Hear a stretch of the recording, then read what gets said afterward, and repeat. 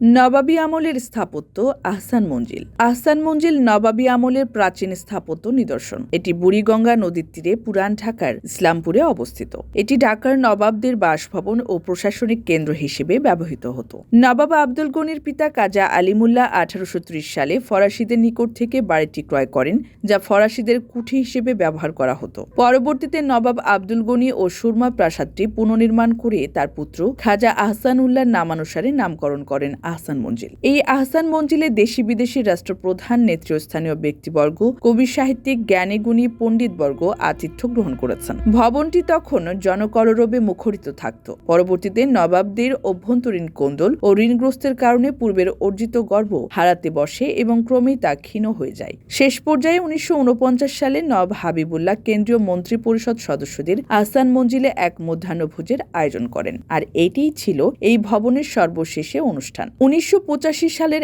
11 April সরকারি এক আদেশে আহসান মঞ্জিলকে জাদুঘরে রূপান্তরকরণের সিদ্ধান্ত গৃহীত হয়। সংস্কৃতি বিষয়ক মন্ত্রণালয়ের পক্ষে এটির মূল দায়িত্বে ছিল জাতীয় জাদুঘর। ফলে আহসান মঞ্জিলটি এখন একটি জাদুঘরে রূপান্তরিত হয়েছে। এই জাদুঘরে আসলে বর্তমান ও ভবিষ্যৎ প্রজন্ম নবাবদের জনহিতকর কার্য, রাজনৈতিক প্রেক্ষাপট সম্বন্ধে জানতে পারবে। আহসান মঞ্জিলের 31টি কক্ষে 23টি গ্যালারি সজ্জিত করা হয়েছে। এইসব গ্যালারিতে রয়েছে নবাবদের ব্যবহৃত তৈজসপত্র, ঝাড়বাতি, আলমারি, ফানুস, সৈনিকদের বর্ম, পোশাক, নবাবদের ব্যবহৃত বক্ষস্থান, শিরস্ত্রাণ, হাতির মাথার খুলি, ঢাল, মরবাড়ি, বল্লম, বর্ষাফলক। এখানে সিন্দুক কক্ষ নামে একটি কক্ষ আছে, যেটি নবাবদের কোষাগার হিসেবে ব্যবহার করা হতো। এখানে 94টি লকার বিশিষ্ট বৃহদাকার লোহার সিন্দুক রয়েছে। এখানে রয়েছে লাইব্রেরি কক্ষ, ভাস্কর্য, কাঠের সিঁড়ি, লাল গালিচা, নবাবদের তাস খেলার কক্ষ, অতিথিদের থাকার জন্য রাজকীয় গেস্ট রুম, বেডরুম, খাট, আলমারি, ঘড়ি, ড্রেসিং টেবিল, আয়না,